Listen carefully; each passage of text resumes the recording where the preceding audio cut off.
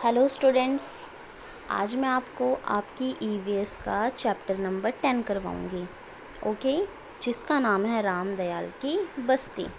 इसमें राम दयाल है, उनके परिवार के बारे में हम बताएंगे। जो राम दयाल जी हैं, उनका जो परिवार है वो कुंडे कस्बे की गुवारिया बस्ती में रहता है। ठीक है, दैन वो रेवाड़ी ज़िले में है। इनका ज़िले है रेवाड़ी। इस बस्ती में अधिकतर लोग क्या करते हैं, सरकंडे से बनी कई प्रकार की वस्तुएं बनाते हैं, जैसे मूढ़ा, कुर्सी, अलमारी। ये वस्तुएं बेचकर वे क्या करते हैं, अपने परिवार का गुजारा करते हैं। ओके, अच्छा बच्चों, अब आपके मन में आ रहा होगा सरकंडे क्या होता है।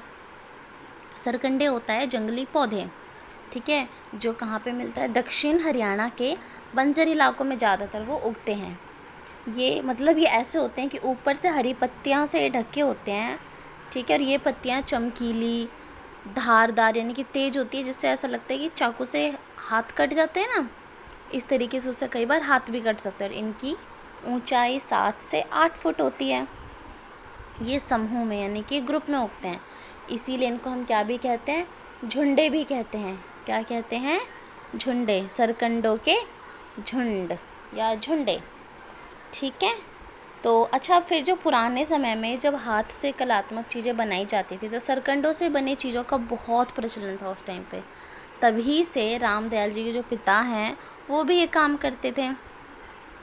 समय आवश्यकता अनुसार इसमें बदलाव भी हुए, अब भी हो रहे हैं। अब वह उसके परिवार के सदस्य भी, जो उनके परिवार के सदस्य हैं, वो भी इसी काम में जुड़ गए हैं।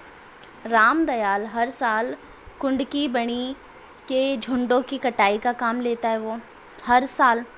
ठीक है, और उसके बाद फिर जो सरकंडों की कटाई यानी कि सरकंडों की जब कटाई होती है, तो ये कब होती है, अक्टूबर से नवंबर में की जाती है। एक दिन राम दयाल बनी के सरकंडों की क्या कर रहा था, कटाई कर रहा था। उसने एक हाथ से सरकंडे को पकड़ा और दूसरे हाथों से दनाती से यानी कि सरकंडे को काटना शुरू कर दिया। वह इन्हें जड़ के ऊपर से काट रहा था, जड़ से नहीं, जड़ के ऊपर से। शाम तक उसने बहुत सारे सरकंडे काट लिए। उनका बेटा सचिन भी वहीं पास में था, वो क्या कर रहा था, सरकंडों से खेल रहा था। राम दयाल ने उसे बताया कि बेटा, इनकी पत्तियां बहुत पैनी और धारदार है, इन्हें ध्यान से पकड़ना चाहिए, नहीं तो हाथ कट सकते हैं। सरकंडों को काटकर उनके बंडल या पुले बनाए जाते थे। बंडलों को धूप में सुखाया जाता है, जिससे वो बिल्कुल सूख जाए। सरकंडे की ऊपरी भाग फूल जाती है, जो रुई जैसे होते हैं, और निचले भाग ना, तुली, जो नीचे का हिस्सा होता है, उसे क्या कहते हैं, तुली। उसके परिवार के सदस्य तुलिया से क्या करते हैं, झाड़ू, फूलदान, सरकी, छाछ, बीजना, ये सारी चीज़ें बनाते हैं। जो राम दयाल है, वो सरकंडों की पत्तियों को तने से अलग करके उनके बंडल बना लेता है। इससे क्या कहते हैं, मंजोली भी कहते हैं। मंजोली को लकड़ी से, ढिक्के से, जो लकड़ी का ढिक्का होता है, उसको पीट पीट कर उसे बारीक रेशों में बदल लिया जाता है, जिसे मूंजा कहते हैं। उसके बाद मूंजे को गीला करके पहले उसे जेवड़ी यानी कि रस्सी बनाते हैं। उसके बाद चरखे पर रस्सी लगाकर उसे बहुत और मजबूत किया जाता है।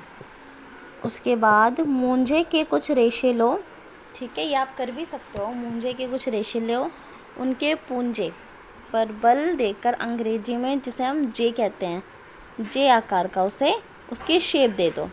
इन दोनों हाथों के बीच में रखकर 2 गोल बनाओ।